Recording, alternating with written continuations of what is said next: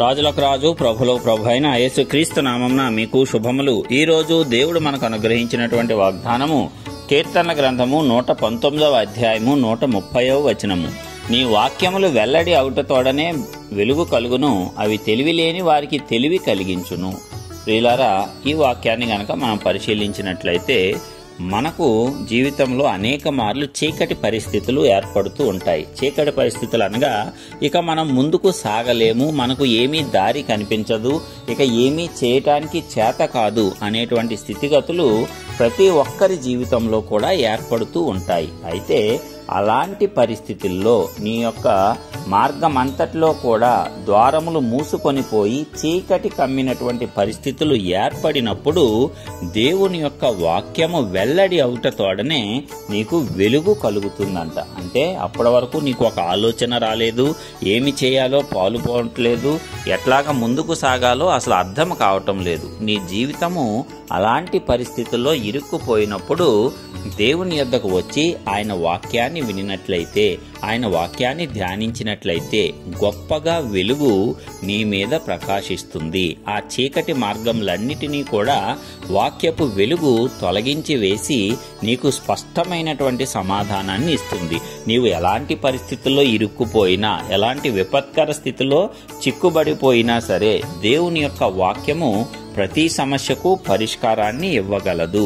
ప్రతి సమస్యను పరిష్కరించి నీ జీవితంలో వెలుగులు నింపగలదు. దేవుని వాక్యానికి అంత శక్తి ఉంది. ఎందుకంటే దేవుడే వాక్యమై ఉన్నాడు. ఆది యందు వాక్యం ఉండెను, వాక్యము దేవుని యొద్ద ఉండెను, వాక్యమే దేవుడై ఉండెను అని మనము లేఖనంలో చదువుకున్నాము. ఆ రీతిగా ఆ వాక్యం ద్వారా దేవుడు నీతో నాతో మాట్లాడతాడు.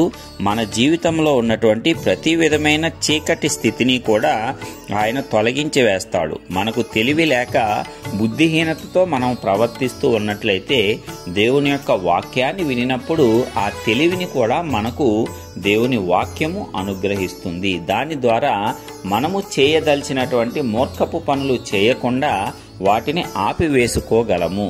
సరైనటువంటి మార్గంలో మనం నడవటానికి తెలివి, జ్ఞానము, వివేచన గల హృదయాన్ని వాక్యము మనకు అనుగ్రహిస్తుంది. కాబట్టి వాక్యము అంత శక్తివంతమైనది. అందుకే దేవుడిచ్చిన వాక్యాన్ని ఏమాత్రము కూడా నిర్లక్ష్యము చేయకూడదు. ఈ యొక్క గ్రంథంలో వాక్యముల ద్వారా దేవుడు మన జీవిత ఆరంభం నుంచి అంతం వరకు ఉన్న ప్రతి ఒక్క సమస్యకు పరిష్కారములు పెట్టేశాడు. వాటిని మనము కనుగొని ఆ తెలివితో వాటిని అనుసరించి వాటి నుంచి బయటపడటమే మన ముందు ఉన్నటువంటి పని. అయితే అనేకులు దానిలో విఫలమవటం వల్లనే అనేకమైనటువంటి బంధకాలలో ఎల్లప్పుడూ కూడా కూరుకొని పోతూ ఉన్నారు. కొంతమంది అయితే తరాల పాటు అదే చీకటిలో, అదే ఆర్థిక లేమిలు, అదే అనారోగ్య సమస్యలతో వారు బాధపడుతూ తరతరముల నుంచి శాపాలను మోసుకుపోతూ ఉన్నవారు అనేకులను ఈ యొక్క లోకంలో మనం చూస్తూ ఉన్నాము. అయితే దేవుని యొక్క వాక్యాన్ని సరిగా మనము అర్థం చేసుకున్నప్పుడు ఆ వాక్యము మన జీవితంలో వెలుగును నింపుతుంది.